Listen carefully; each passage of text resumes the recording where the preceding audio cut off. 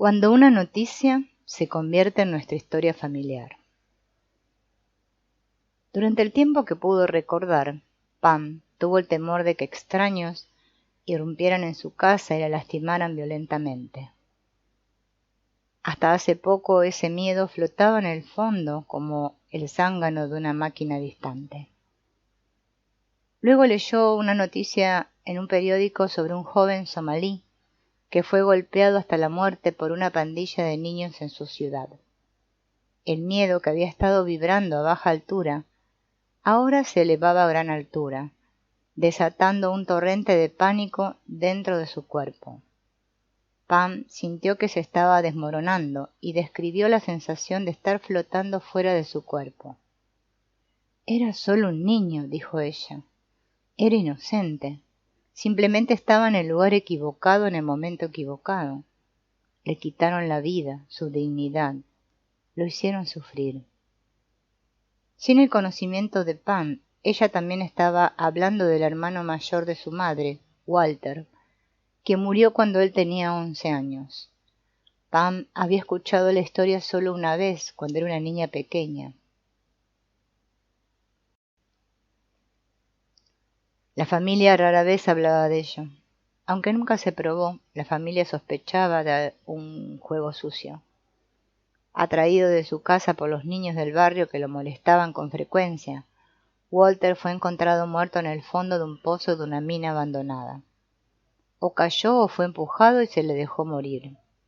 Pasaron días antes de que su cuerpo fuera recuperado. Los chicos deben haber entrado en pánico y huir. Walter había estado en el lugar equivocado en el momento equivocado.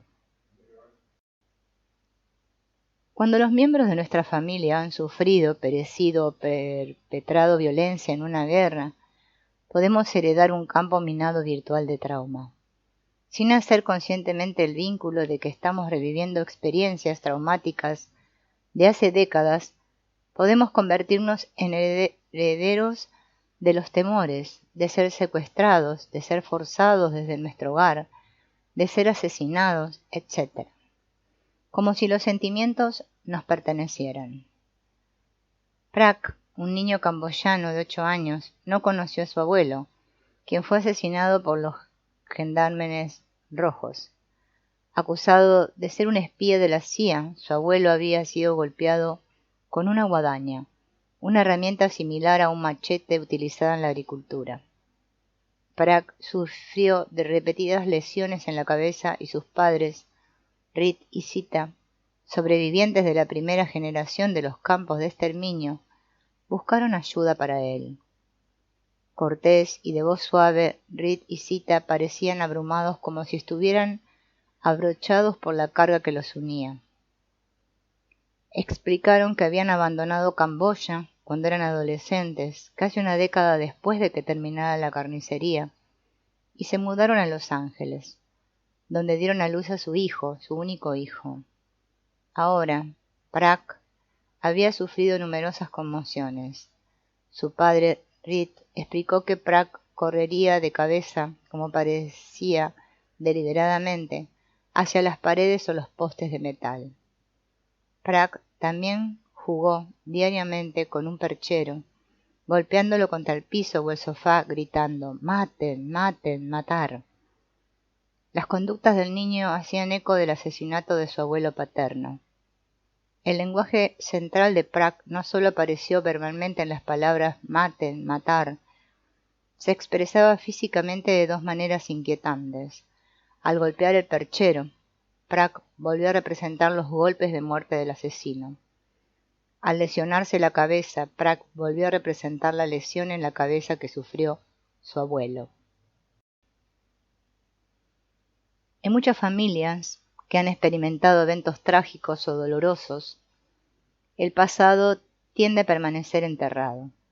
Los padres, pensando que es mejor no exponer a sus hijos a un dolor innecesario, a menudo mantienen sus labios, la puerta al pasado, herméticamente cerrados. Cuanto menos sabe un niño, piensan, más protegido, más aislado está su hijo.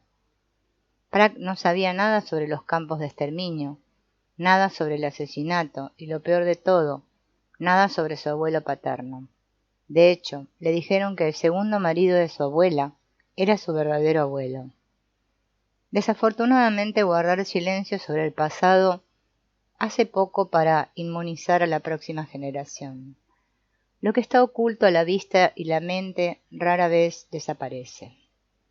Por el contrario, a menudo reaparece en los comportamientos y síntomas de nuestros hijos. Explicar estos conceptos a Reed y Sita no fue fácil. Era como si un velo cultural, un velo de negación, prohibiera cualquier discusión sobre el genocidio. Solo miramos hacia adelante, no al pasado, dijo Sita. Tenemos la suerte de haber sobrevivido y estar en Estados Unidos, dijo Reed. No fue hasta que expliqué que el pasado aparentemente había cobrado vida en el sufrimiento de Prague que Reed y Sita estaban listos para dar los siguientes pasos. Ve a casa y cuéntale a Prague sobre tu padre, le dije a Reed. Dile cuánto lo amabas y cuánto aún lo extrañas. Coloqué una foto de su padre, su verdadero abuelo, sobre su cama, y le dije que su padre lo protegía y bendecía su cabeza por la noche mientras dormía. Dale la imagen de que con tu padre, bendiciéndolo, su cabeza ya no tiene que ser lastimada. El último paso fue el más difícil de impartir. Me pareció que Prague se había identificado no solo con su abuelo, sino también con el asesino que asestó el golpe asesino. Le expliqué a Sita y Reed cómo aquellos que lastimaban a los miembros de nuestra familia pertenecen a nuestro sistema familiar y que podemos identificarnos con ellos cuando son eliminados de nuestra conciencia. Les expliqué cómo los niños, tanto los perpetradores como las víctimas, sufren de manera similar y que debemos mantener sentimientos de buena voluntad hacia todos los involucrados. Yendo un paso más allá, apoya a nuestros hijos y a sus hijos cuando podemos orar por igual por aquellos que perjudicaron a los miembros de nuestra familia y por aquellos que nuestros familiares han perjudicado. Sita y Reed entendieron. Como practicantes budistas dijeron que llevarían a Prague a la pagoda, el templo de Camboya, y encenderían incienso para el padre de Reed y para su asesino, de modo que los descendientes de ambas familias pudieran ser libres.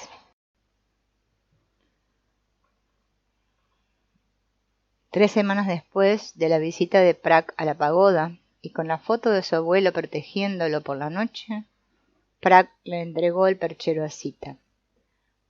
Mami, ya no necesito jugar con esto. Prisiones del miedo. Steve luchaba con ataques de pánico cada vez que visitaba un lugar nuevo. No importaba si estaba entrando a un nuevo edificio, probando un nuevo restaurante o viajando a una nueva ciudad. Steve se disociaría cada vez que se encontrara en un entorno desconocido. Describió las sensaciones de desmayo, una sensación de mareo que lo hizo volverse negro por dentro, y la sensación de que el cielo se estaba acercando a él. Junto con estas sensaciones estaría el corazón acelerado, la sudoración intensa que experimentó de tiempo en tiempo y otra vez. No pudo pensar en nada en su infancia que pudiera haber creado miedos a ese extremo. En un intento por mantenerlo a salvo, su esposa y sus hijos permanecieron encarcelados con él en la constancia de un territorio familiar. No hubo vacaciones, ni nuevos restaurantes, ni sorpresas. El lenguaje central de Steve. Voy a desaparecer, seré eliminado. Una mirada a la historia familiar de Steve reveló la fuente de su falta de seguridad. 74 miembros de su familia perecieron en el Holocausto. Fueron sacados literalmente del entorno familiar de sus hogares en el pueblo en el que habían vivido toda su vida y se mudaron a un nuevo lugar, un campo de concentración, donde fueron asesinados sistemáticamente. Una vez que se dio cuenta de la conexión que compartía con los miembros de su familia, Steve encontró el contexto para los ataques de pánico que habían limitado su vida. Después de una sesión, el miedo se levantó. Abrazando una nueva imagen interior de sus familiares en paz y bendiciéndolo para que sea libre, Steve abrió las puertas de alambre de púas de su antigua vida y entró en una nueva vida llena de exploración y aventura. No a diferencia de Steve, Linda tuvo ataques de pánico que le impidieron sentirse segura. Se mantuvo encerrada en una prisión de miedos. El mundo no es un lugar seguro, dijo. Tienes que ocultar quién eres. Si las personas descubren demasiado sobre ti, pueden lastimarte. Mientras ella pudo recordar, había tenido pesadillas de ser secuestrada por extraños. Cuando era niña recordó que nunca quiso dormir en las casas de sus amigas, incluso en sus años 40. Linda rara vez iba a ninguna parte. Linda, al igual que Steve, vivía en una prisión cerrada por miedos que no podía asociar a ningún evento de su infancia. Cuando le pregunté por su historia familiar, recordó una historia que había escuchado cuando era niña sobre la hermana de su abuela, quien fue asesinada en el Holocausto. Al investigar lo que sucedió, Linda descubrió que su tía abuela vivía escondida en la casa de un vecino, hasta que alguien fuera de la casa descubrió que ella era judía. La hermana fue entonces secuestrada por extraños, soldados nazis, y asesinada a tiros en una zanja. El lenguaje central de Linda. El mundo no es un lugar seguro. Tienes que esconderte de quién eres. La gente puede hacerte daño. Al comparar su propio lenguaje central con la tragedia de su tía abuela, Linda ahora tenía un contexto para sus sentimientos de ansiedad. Imaginó tener una conversación con su tía en la que su tía se ofreció a protegerla y ayudarla a sentirse segura. En esta nueva imagen, Linda sintió que podía dejar los sentimientos de ansiedad con su tía, donde se originaron. Si bien muchos de nosotros no tenemos familiares que murieron o participaron en el Holocausto o el genocidio armenio, los campos de exterminio de Camboya, la hambruna ucraniana impuesta por Stalin, los asesinatos en masa en China, Ruanda, Nigeria, El Salvador, Yugoslavia, los residuos de la guerra, la violencia, el asesinato, la violación, la opresión, el exilio, la reubicación forzada y otros traumas similares que sufrieron nuestros antepasados pueden infundir los muchos temores y ansiedades que creemos que se originaron con nosotros. Nuestra oración central puede ser el enlace que nos permite descubrir qué es lo que es del pasado y qué es de ahora. Una oración central a menudo invoca sentimientos y sensaciones de miedo. Con solo decir sus palabras podemos observar una fuerte reacción física en nuestros cuerpos. Muchas personas reportan olas de sensaciones que reverberan dentro de ellas cuando se pronuncia la oración. Eso es porque una oración central surge de una tragedia no resuelta. Si no es nuestro, entonces la pregunta es, ¿de quién? Puede que seamos nosotros quienes hablemos la oración principal y expresemos sus temores, pero el temor original puede provenir de un evento trágico que tuvo lugar mucho antes de que naciéramos. La pregunta que hacemos es, ¿a quién pertenece el miedo inicial? Di tu oración principal a ti mismo. Siente su vibración interior. Escucha interiormente. Imagina por un momento que las palabras pertenecen a otra persona. Es posible que incluso desees escribir tu oración principal de nuevo para ver las palabras que tienes delante. Escucha la oración de alguien que experimentó un gran trauma, o sufrió una profunda pena o culpa, o murió de manera violenta o lamentable, o vivió una vida de vacío, de desesperación silenciosa tal vez. Esta oración podría ser la sentencia de tu madre o tu padre. Podría pertenecer a tu abuela o abuelo, o incluso a tu hermano mayor o a un tío o tía, y ahora está viviendo en ti.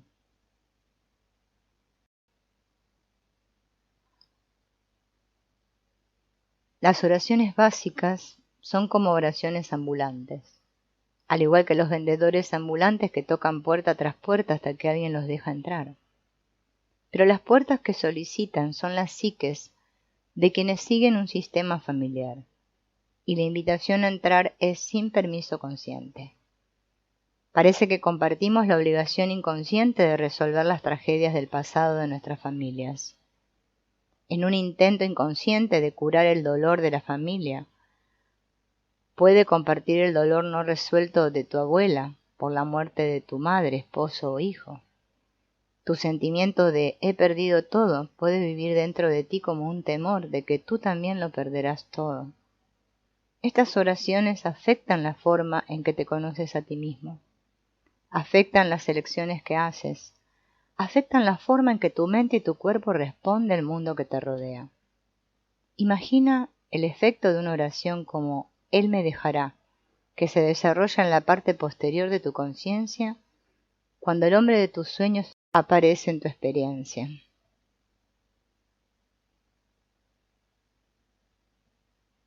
O considera el impacto de una oración como heriré a mi hijo en el complejo estado biológico y emocional de una futura madre.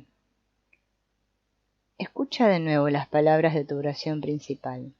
Dila en voz alta. ¿Estás seguro de que son tus palabras? ¿Quién en tu familia podría haber tenido motivos para sentir lo mismo? Piensa en tus padres y en tus abuelos. ¿Experimentaron un evento tan doloroso que rara vez hablaron de ello? ¿Perdieron a un bebé recién nacido o abortaron al final del embarazo? ¿Fueron abandonados por un gran amor o perdieron un padre o un hermano cuando eran jóvenes? ¿Se sentían culpables por causar daño a alguien? ¿Se culparon por algo? No te viene nada a la mente. Incluso podrías mirar hacia atrás a otra generación, hacia tus bisabuelos o hacia un tío o una tía. Sach tuvo que retroceder 2 generaciones para encontrar la paz. Tuvo suerte de estar vivo. Después de varios intentos de suicidio, finalmente decidió abrir la puerta al pasado de su familia.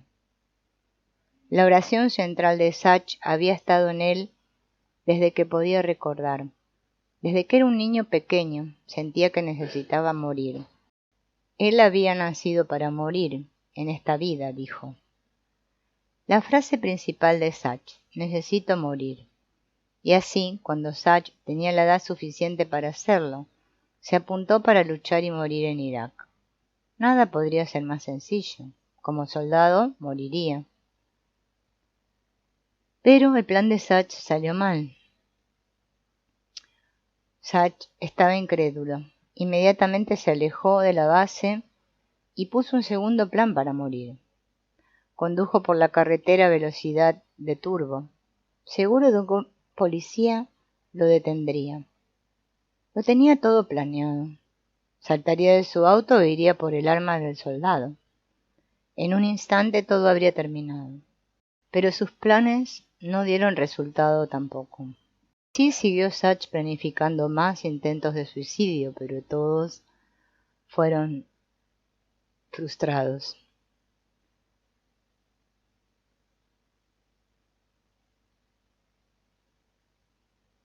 Por eso tuvimos que regresar a la historia familiar de Sach. Su oración central iluminó el camino. Dada la queja central de Sach, hubo 3 posibles preguntas puente. Las preguntas sobre el puente de Sach fueron: ¿quién en tu familia cometió un crimen y nunca fue castigado por ello? ¿Quién sintió que necesitaba que le dispararan por algo que hizo? ¿A quién le dispararon en tu familia que la familia no pudo sufrir? Cualquiera de las 2 primeras habría golpeado un ojo de buey. En el caso de Sach, la primera pregunta despertó el recuerdo de una conversación que había escuchado de niño. El abuelo de Sach, el padre de su madre, era un alto funcionario del gabinete de Mussolini, que había sido responsable de las decisiones que llevaron a la muerte de muchas personas. Cuando la guerra de Italia estaba terminando, logró falsificar documentos falsos, cambiar su identidad y escapar a los Estados Unidos. Aquellos en su gabinete que quedaron fueron capturados y fusilados por un pelotón de fusilamiento. El abuelo de Sach había burlado su destino. Tuvo suerte, o eso había pensado. Sin que él lo supiera, su destino pasaría al primogénito de la familia, a su nieto. Bert Hellinger enseña que cada uno de nosotros es el único responsable de nuestro destino, y que cada uno de nosotros debe llevar las consecuencias de ese destino. Si evitamos o rechazamos ese destino, otro miembro de nuestro sistema podría intentar pagar el precio, a menudo con su propia vida. Sach había estado tratando de pagar los crímenes de su abuelo. Era una herencia costosa, y Sach no tenía conciencia de que lo estaba asumiendo. Pensó que el impulso de morir a tiros se había originado en él. Pensó que había nacido defectuoso, y que así eran como eran las cosas. Nunca consideró que su historia familiar pudiera afectarlo tanto. ¿Quieres decir que no soy yo quien necesita morir? ¿Quieres decir que no tengo que morir? Al esquivar su muerte por el pelotón de fusilamiento, el abuelo de Sach nunca equilibró las muertes que había causado. 2 generaciones más tarde, Sach intentaría igualar la puntuación al expiar su propia vida. No era justo, pero estaba sucediendo. En cambio, Sach pudo dejar los sentimientos de tener que morir con su abuelo. Solo tener un lugar para ponerlos era enorme para él. Por primera vez pudo separar los sentimientos que no eran suyos de los que eran suyos. Lo que una vez había sido interiorizado ahora podía sentarse en la periferia. Ahora Sach tenía un plan consciente. Vería a su abuelo en su mente y agacharía la cabeza respetuosamente. Escucharía a su abuelo diciéndole que la necesidad de morir le pertenecía, que se ocuparía de eso y que Sach podía respirar y estar en paz. Sach se imaginó a su abuelo en la otra vida para compensar a las personas a las que había perjudicado. En la imagen interior de Sach, todo el paisaje comenzó a adquirir una calidad pacífica de reconciliación. Al igual que Sach, probablemente nunca pensaste en vincular tu problema actual a un evento traumático en tu historia familiar. Ahora, con esta oración central, tienes una manera de hacerlo. Di tu oración principal una vez más y hazte estas 2 preguntas. ¿Estás seguro de que este miedo se origina contigo? ¿Hay alguien en tu sistema familiar que haya tenido motivos para sentir lo mismo? Incluso, si no tiene ninguna información sobre el pasado de tu familia, el camino hacia la curación es aún sencillo. Has hecho ya la parte difícil. Has aislado tu miedo más profundo. Aunque es posible que tengas los sentimientos de ese miedo, es probable que el miedo en sí se haya originado en un evento traumático que ocurrió antes de que nacieras, un evento que está detrás del sufrimiento de uno de tus padres. Incluso si no sabes qué es, puedes darte cuenta que está ahí, porque lo sientes. Reconociendo a los miembros de tu familia detrás de tu oración principal. Si tienes una idea clara de la causa del miedo expresada en tu oración central, visualiza a esa persona ahora. Si no tienes claro quién es esta persona, cierra los ojos. Imagina a alguien en tu familia que podría haber sentido emociones similares. Esta persona puede ser tu tío o tu abuela, o incluso el medio hermano mayor que nunca conociste. No tienes que saber quién es.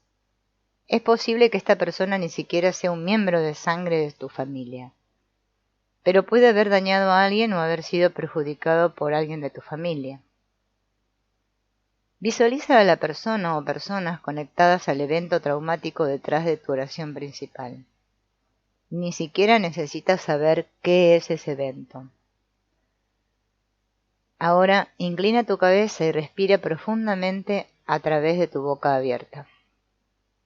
Dile a esta o a estas personas que las respetas, que las honras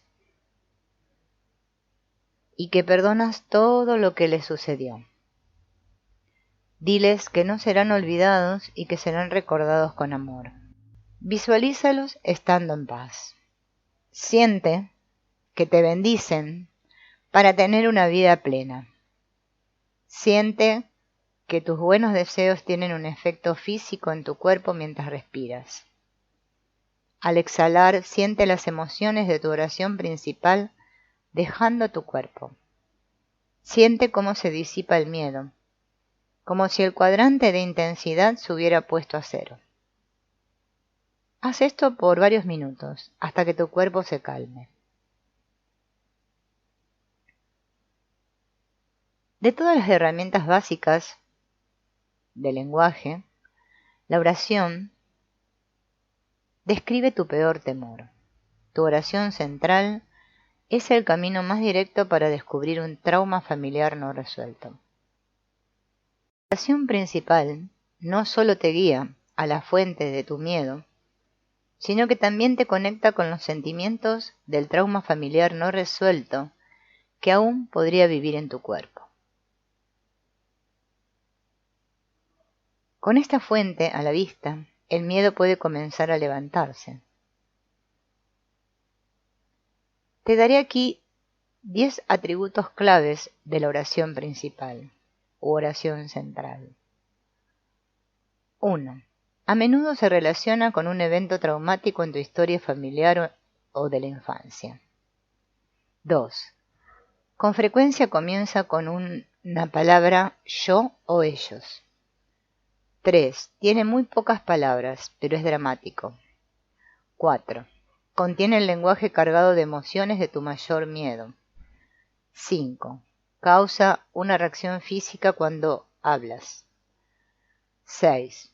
Puedes recuperar el lenguaje perdido de un trauma y localizar dónde se originó este idioma en tu historia familiar. 7. Puedes recuperar recuerdos traumáticos que no pudieron ser integrados.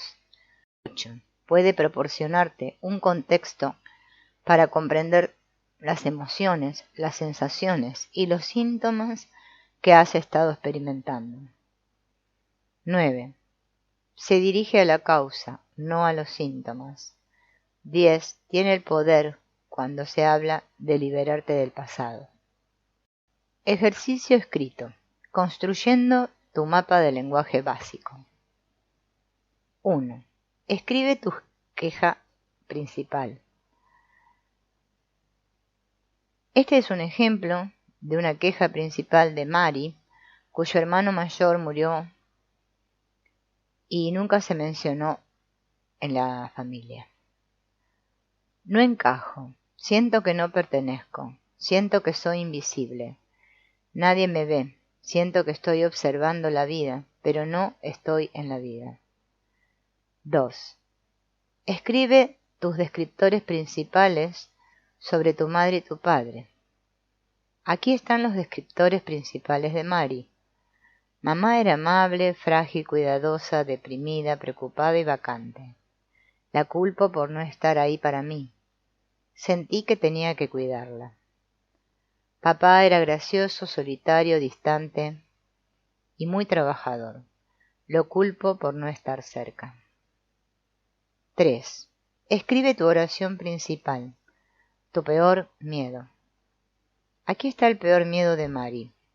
Siempre me sentiré sola y excluida. El trauma central. Hasta ahora hemos aprendido a extraer las gemas básicas del lenguaje de nuestra queja principal. También hemos aprendido cómo analizar nuestros descriptores principales, cómo los adjetivos que utilizamos para describir a nuestros padres a menudo dicen más sobre nosotros que sobre ellos. También hemos aprendido que la oración que expresa nuestro mayor temor, nuestra oración central, puede llevarnos de regreso a un trauma en nuestro sistema familiar. Lo último que debemos aprender es cómo construir un puente para llegar a nuestro trauma central, el trauma no resuelto en la infancia o en la historia familiar. Recordemos que las 4 herramientas del mapa del lenguaje principal son la queja central, los descriptores centrales, la oración principal y el trauma central. Hay dos formas de desenterrar el trauma central. Uno es a través de un genograma, un diagrama de un árbol genealógico. El otro es a través de una pregunta puente. Para Sachs, la manera de llegar al trauma subyacente fue hacer una pregunta puente. Una pregunta puente puede invocar al miembro de la familia de quien hemos heredado nuestra oración principal. Debido a que nuestra oración principal puede originarse en una generación pasada, ubicar al propietario legítimo puede generar paz y comprensión, no solo para nosotros, sino también para nuestros hijos. En el caso de Sachs, la pregunta puente, ¿quién en tu familia cometió un crimen y nunca fue castigado por ello?, no llevó a su abuelo, quien, como un poderoso funcionario del gobierno de Mussolini, perjudicó a muchas personas. Como puedes imaginar, la gente de la familia de Sachs rara vez, si acaso, habló sobre lo que hizo el abuelo durante la guerra. En pocas palabras, una pregunta puente es una pregunta que conecta el presente con el pasado. Excavar los sentimientos de tu mayor temor puede llevarte a la persona en tu sistema familiar que tuvo motivos para sentirse de la misma manera que tú. Por ejemplo, si tu mayor temor es que puedas dañar a un niño, convierte ese miedo en una pregunta. Piensa en todas las combinaciones relevantes que podrían expresarse en un miedo que lleva a un descendiente en la familia. Ejemplo, el miedo podría dañar a un niño. Posibles preguntas puente. ¿Quién en tu sistema familiar podría haber culpadose a sí mismo por lastimar a un niño o no mantenerlo seguro? ¿Quién podría haberse responsabilizado por la muerte de un niño? ¿Quién podría haberse sentido culpable por acciones o decisiones que dañaron a un niño? ¿Qué niño en tu sistema familiar fue dañado, descuidado, entregado o maltratado? Es probable que una o más de estas preguntas te conduzcan a la fuente de tu miedo. Sin embargo, la fuente puede no estar siempre disponible. Muchos padres y abuelos mantienen a la familia bien cerrada, y por lo tanto la información valiosa se puede perder para siempre. Cuando las personas sufren profundamente, a menudo intentan distanciarse de su dolor emocional evitándolo. De esta manera piensan que se están protegiendo a sí mismos y protegiendo a sus hijos. Ignorar el dolor en realidad lo profundiza. Lo que está oculto a la vista a menudo aumenta en intensidad. Permanecer en silencio sobre el dolor familiar rara vez es una estrategia efectiva para curarlo. El sufrimiento volverá a surgir en un momento posterior, a menudo expresándose en los temores o síntomas de una generación posterior. Incluso si no puedes descubrir lo que sucedió en tu familia, aún puedes completar tu mapa de idioma principal. Tu oración central te proporcionará las pistas que necesitas para señalarte la dirección a tu trauma familiar. Tu pregunta puente conectará suficientes puntos, incluso si los detalles específicos son vagos o faltan. Ejemplo, la historia de Lisa. Lisa se describió a sí misma como una madre sobreprotectora. Estaba aterrorizada de que algo terrible le sucediera a uno de sus hijos, y por lo tanto nunca los perdía de vista. A pesar de que nada significativo le había pasado a ninguno de los 3 hijos, ella estaba obsesionada por su oración principal. Mi hija morirá. Lisa sabía muy poco acerca de su historia familiar, pero cuando siguió el temor de su oración principal, hizo las siguientes preguntas puente. ¿Quién en la familia tuvo un hijo que murió? La familia no puede mantener seguro a su hijo. La única información que tuvo Lisa fue que sus abuelos vinieron a América desde la región de los Cárpatos de Ucrania, huyendo de la hambruna y la inanición. Sus abuelos nunca hablaron sobre las dificultades que soportaron. Los niños nunca supieron preguntar. La madre de Lisa era la menor de los niños y la única que nació en Estados Unidos. Aunque la madre de Lisa no estaba segura de los detalles, sospechaba que algunos de los niños no sobrevivieron al viaje. El solo hecho de sacar esta información a la luz aumentó la comprensión de Lisa sobre el miedo que llevaba. Ella reconoció que la frase «mi hijo morirá» probablemente pertenecía a sus abuelos. Hacer este enlace redujo de inmediato la intensidad de su miedo. Lisa pudo preocuparse menos y disfrutar más a sus hijos. Cuando tú haces tus preguntas de transición, puedes enfrentar un evento traumático en tu familia que nunca se ha resuelto por completo. Puedes encontrarte frente a frente con familiares que sufrieron terriblemente. Ejercicio escrito: identificar las preguntas puente de tu oración principal. Mi oración principal, mis preguntas puente.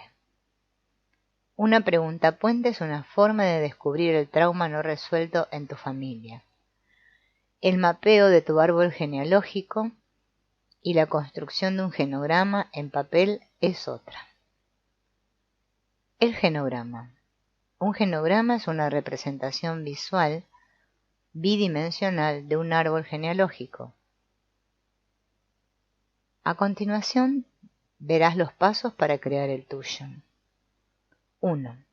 Mirando hacia atrás 3 o 4 generaciones en tu familia, construye un diagrama que incluya a tus padres, abuelos, bisabuelos, hermanos, tíos y tías. Usando cuadrados para representar hombres y círculos para representar mujeres, crea tu árbol genealógico.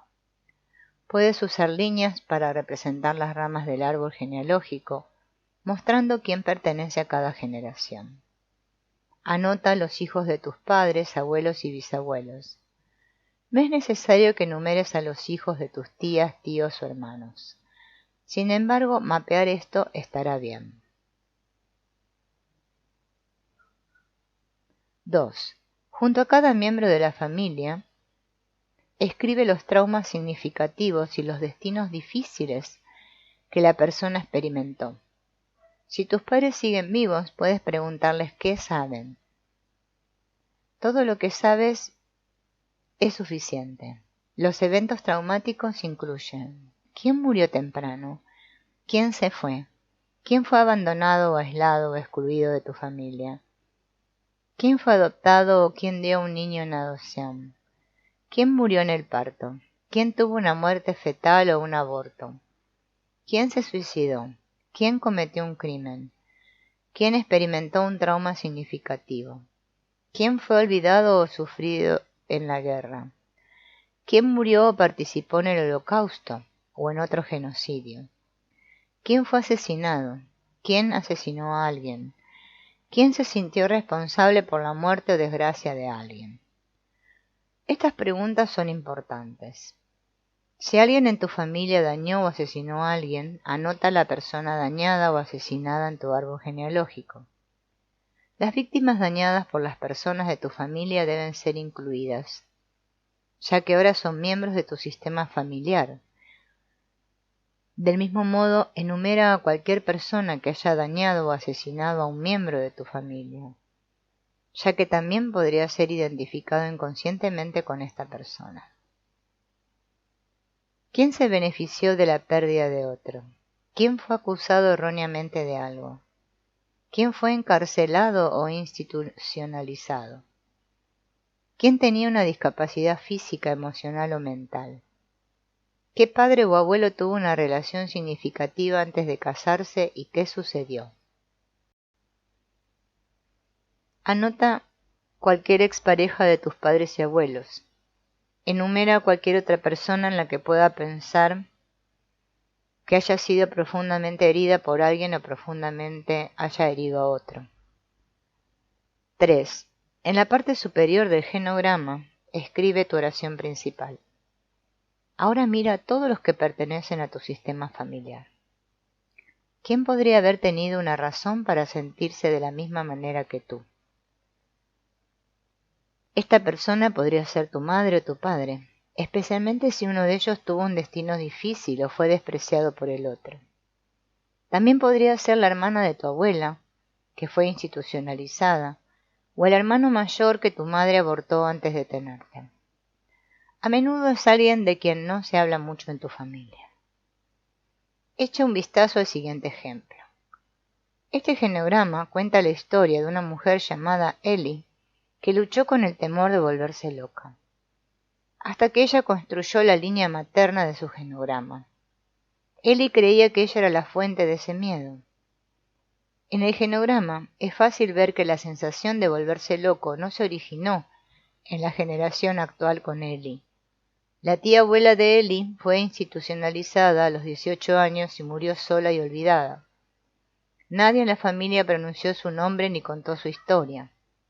Ellie ni siquiera sabía que su abuela tenía hermanos, y descubrió la información solo a través de consultas repetidas. Curiosamente, la tía abuela estaba internada en un hospital estatal a los 18 años, la misma edad que la bisabuela cuando comenzó un incendio que mató a su hijo recién nacido. Con 3 generaciones a la vista, era posible un nuevo entendimiento para Ellie. ¿De quién eran los sentimientos de locura que había estado reviviendo la tía abuela? Y lo que es más importante, ¿qué historia intentaba traer Ellie a la vanguardia al compartir el mismo miedo? Con el genograma trazado, la historia empañada de la familia de Ellie se estaba aclarando. Para Ellie, el miedo a volverse loca surgió una vez que cumplió los 18 años, y el mismo temor que había estado agotando la fuerza de su vida la estaba llevando hacia el autodescubrimiento. Ellie recordó que su madre le dijo que había experimentado depresión posparto durante el primer año de vida de Ellie. En su sufrimiento, la madre de Ellie también fue receptora del trauma de la bisabuela. La madre de Ellie admitió que tan pronto como nació Ellie, comenzó a obsesionarse con que algo saldría terriblemente mal. Específicamente estaba aterrorizada de que inadvertidamente hiciera algo, y como consecuencia Ellie moriría. Sentimientos insoportables de temor surgieron durante el embarazo y se intensificaron después del nacimiento de Ellie. La madre de Ellie nunca relacionó la depresión con lo que había sucedido en su familia. Lo que no se hablaba conscientemente en la familia se expresaba inconscientemente a través de los miedos, sentimientos y comportamientos de sus miembros. Ejercicio escrito creando tu genograma. Al usar cuadrados para hombres y círculos para mujeres, posiciona a los miembros de tu familia junto con los traumas significativos y los destinos difíciles que experimentaron. Usa una hoja de papel en blanco para este ejercicio. Escribe tu oración principal en la parte superior de la hoja. Ahora siéntate y mira tu genograma. Sin enfocarte demasiado, deja que tus ojos capten toda la Gestalt. Absorbe la energía en ambos lados de tu familia. Siente la calidad del peso, la ligereza o pesadez de las emociones en las que naciste. Compara tu línea paterna con tu línea materna. ¿Qué lado se siente más pesado?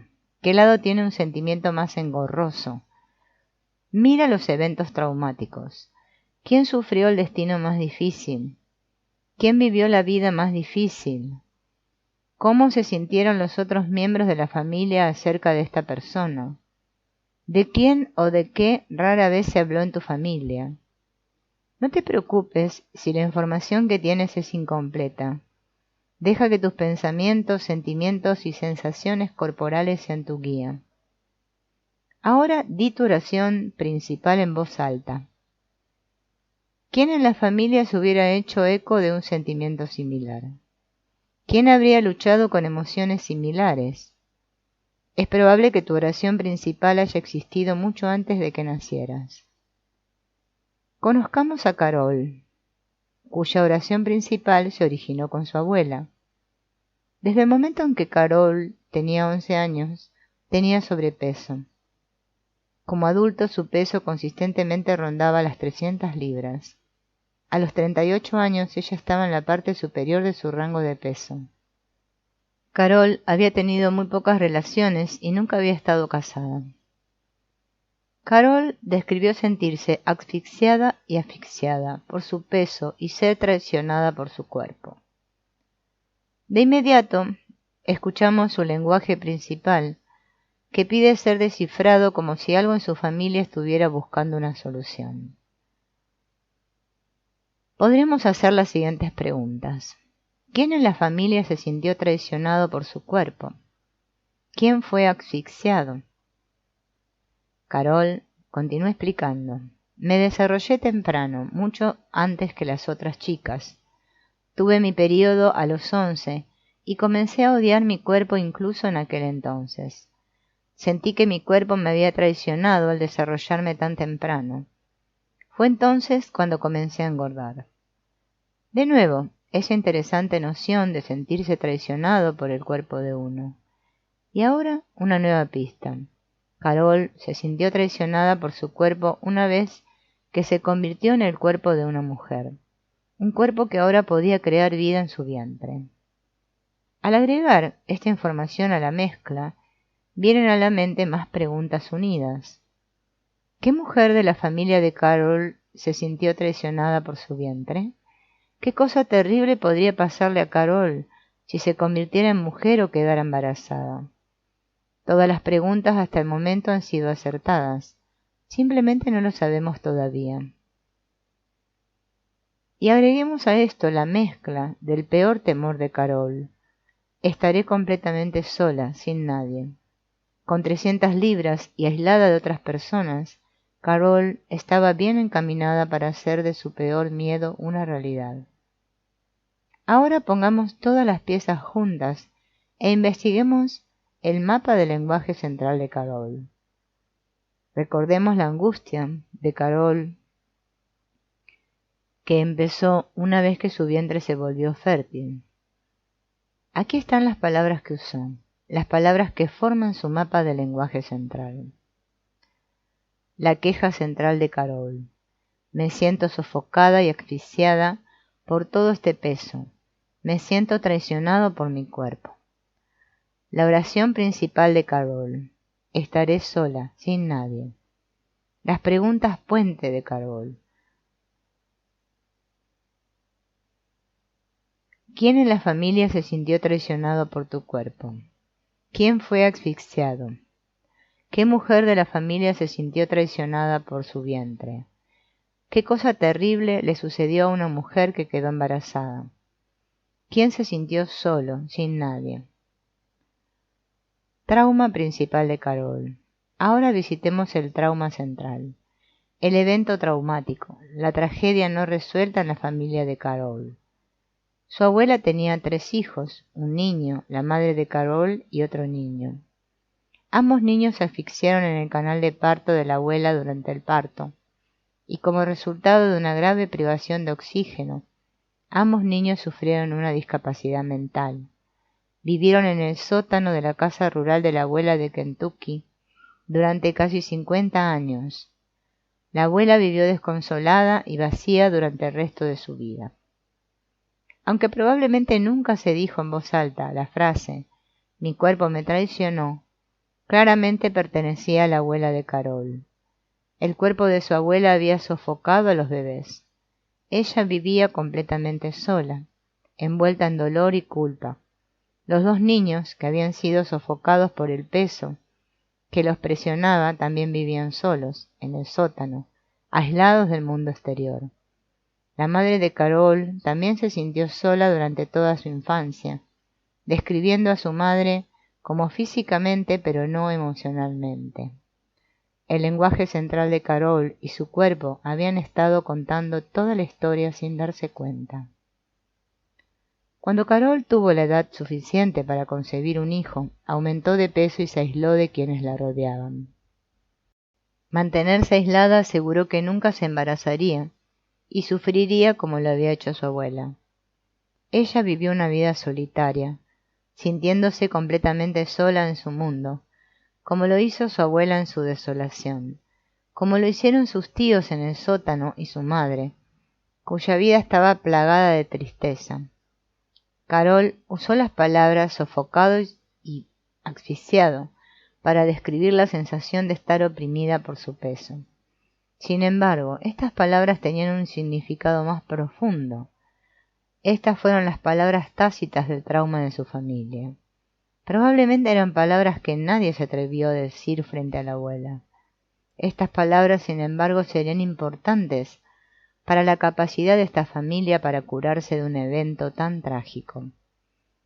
Si la abuela hubiera podido aceptar la magnitud de su tragedia, si hubiera podido lamentar sus pérdidas sin culparse a sí misma y sentirse traicionada por su cuerpo, entonces esta familia podría haber tenido la oportunidad de seguir un camino diferente. Carol podría no haber tenido que cargar con el sufrimiento de la familia como un bulto en su cuerpo. Eventos trágicos como este pueden destruir la resistencia de una familia y colapsar las paredes de apoyo. Pueden erosionar el flujo de amor de padres a hijos y poner a nuestros hijos a la deriva en un mar de tristeza. Al igual que con la mayoría de nosotros, Carol nunca hizo la conexión con que ella llevaba el sufrimiento en su historia familiar. Ella pensó que el sufrimiento se originó en algún lugar dentro de ella. Pensó que algo debía haber estado mal con quien era ella. Una vez que comprendió que la sensación de ser traicionada por su cuerpo pertenecía a su abuela y no a ella, Carol estaba en un camino hacia la libertad. Tan pronto como reconoció que había estado absorbiendo de la familia y que sufría por su abuela, sus tíos y su madre, todo su cuerpo comenzó a temblar. Se estaba levantando un peso emocional, permitiéndole habitar esos lugares dentro de ella que habían estado cerrados durante mucho tiempo. No pasó mucho tiempo antes que Carol obtuviera una conciencia física de su cuerpo que le permitiera tomar diferentes decisiones de estilo de vida. El lenguaje central de Carol fue el vehículo que puso en movimiento la curación de esta familia. Era la oportunidad de la familia de sanar lo que no había podido curar. Visto de otra manera, el sufrimiento de Carol era simplemente el mensajero que traía sanación a la difícil tragedia de su familia. Era como si el dolor de la familia hubiera estado pidiendo curación y resolución, y las palabras y el cuerpo de Carol proporcionaron el mapa. Albert Einstein dijo que sufrimos de un delirio óptico, en el que nos experimentamos a nosotros mismos como algo separados del resto, y a eso le llamó ilusión óptica de la conciencia. Como hemos visto, estamos conectados con personas en nuestra historia familiar, cuyos traumas no resueltos se han convertido en nuestro legado. Cuando la conexión permanece inconsciente, podemos vivir encarcelados en sentimientos y sensaciones que pertenecen al pasado. Sin embargo, con nuestra historia familiar a la vista, los caminos que nos harán libres se iluminan. A veces el simple hecho de vincular nuestra experiencia con un trauma no resuelto en nuestra familia es suficiente. Ejercicio escrito. Haciendo la paz con tu historia familiar. 1. Escribe el lenguaje principal que tiene la mayor carga emocional o que evoca más emoción cuando lo dices en voz alta. 2. Anota el evento traumático o eventos que están conectados a este lenguaje principal. 3. Haz una lista de todas las personas cuyas vidas fueron tocadas por este evento. ¿Quién fue el más afectado? Tu madre, tu padre, un abuelo, un tío, una tía. ¿A quién no se le reconoce o nombra? ¿Hay algún hermano que fue entregado o no sobrevivió? ¿Un abuelo o bisabuelo abandonó la familia o murió joven o sufrió de alguna manera terrible? ¿Estaba un padre o abuelo comprometido o casado anteriormente? ¿Fue esa persona reconocida en tu familia? ¿Hay alguien fuera de tu familia que haya sido juzgado, rechazado o culpado por dañar a un miembro de la familia? 4. Describe lo que pasó. ¿Qué imágenes te vienen a la mente mientras escribes esto? Tómate un minuto y visualiza lo que pudieron haber sentido o experimentado. ¿Qué está pasando en tu cuerpo cuando piensas en esto? 5. ¿Hay algún miembro de la familia que se sienta especialmente atraído por... ¿Te sientes atraído emocionalmente? ¿Resuena en tu cuerpo? ¿En qué parte de tu cuerpo sientes eso? ¿Es un lugar con el que estás familiarizado? ¿Experimentas sensibilidad o síntomas en esta misma área? 6. Coloca tu mano allí y permite que tu respiración llene ese área. 7. Visualiza al miembro de tu familia o miembros involucrados en este evento y diles: tú eres importante. Haré algo significativo para honrarte. Haré que algo bueno salga de esta tragedia. Viviré mi vida tan plenamente como pueda, sabiendo que esto es lo que quieres para mí. 8. Construye tu propio lenguaje personal que reconozca la conexión única que compartes con esta persona o estas personas. Creando oraciones de sanación personal. Revivir inconscientemente puede continuar por generaciones. Una vez que reconocemos que hemos estado llevando pensamientos, emociones, sentimientos, comportamientos o síntomas que no se originan con nosotros, podemos romper el ciclo. Comenzamos tomando una acción consciente que reconoce el trágico evento y las personas involucradas. A menudo esto comienza con una conversación que tenemos internamente o con un miembro de la familia, ya sea en persona o mediante visualización. Las palabras correctas pueden liberarnos de los vínculos familiares y las lealtades inconscientes y terminar el ciclo de trauma heredado. Ejemplos de oraciones sanadoras. Un hombre que reconoció que había estado compartiendo inconscientemente la soledad y el aislamiento de su abuelo rechazado, dijo: he estado aislado y solo como tú. Puedo ver que esto ni siquiera me pertenece. Sé que esto no es lo que quieres para mí, y sé que es una carga para mí verme sufrir así. De ahora en adelante viviré mi vida conectada con las personas que me rodean. De esta manera te honraré. Otro entendió que había estado compartiendo inconscientemente las fallas en la relación y la infelicidad de su madre y su abuela, y dijo estas oraciones: mamá, por favor, bendíceme para ser feliz con mi esposo, incluso cuando no podrías ser feliz con papá. Para honrarte a ti y a papá, saborearé mi amor con mi esposo para que ambos puedan ver que las cosas me van bien. Una mujer joven reconoció que había estado viviendo en un estado de ansiedad y dijo estas palabras a su madre, que murió al dar a luz a ella: cada vez que me siento ansioso, te sentiré sonriéndome, apoyándome, bendiciéndome para que esté bien. Cuando siento que mi respiración se mueve dentro de mí, te sentiré allí conmigo y sabré que estás feliz por mí. Oraciones de sanación adicionales. En lugar de revivir lo que te sucedió, prometo vivir mi vida plenamente. Lo que te sucedió no será en vano. Usaré lo que sucedió como una fuente de fortaleza. Honraré la vida que me diste haciendo algo bueno con ella. Haré algo significativo y te lo dedicaré. No te dejaré fuera de mi corazón. Voy a encender una vela para ti. Te honraré viviendo plenamente. Viviré mi vida de una manera amorosa. Haré que algo bueno salga de esta tragedia. Ahora entiendo. Ya sea que estemos conscientes de ello o no, nuestra vida está profundamente influenciada por las imágenes internas, creencias, expectativas, suposiciones y opiniones que sostenemos. Las impresiones intrínsecas, como la vida nunca funciona para mí, o fracasaré sin importar lo que intente, o tengo un sistema inmunológico débil, pueden presentar un plan de cómo se desarrolla nuestra vida, lo que limita la forma en que tomamos las nuevas experiencias y afectan la forma en que sanamos.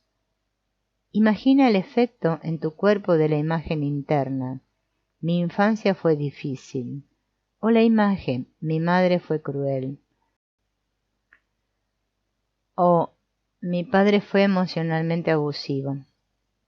Aunque puede haber una cantidad significativa de verdad en estas imágenes, también podrían no revelar toda la historia. ¿Todos los días de tu infancia fueron difíciles? ¿Fue tu padre alguna vez amable? ¿A tu madre le importó alguna vez?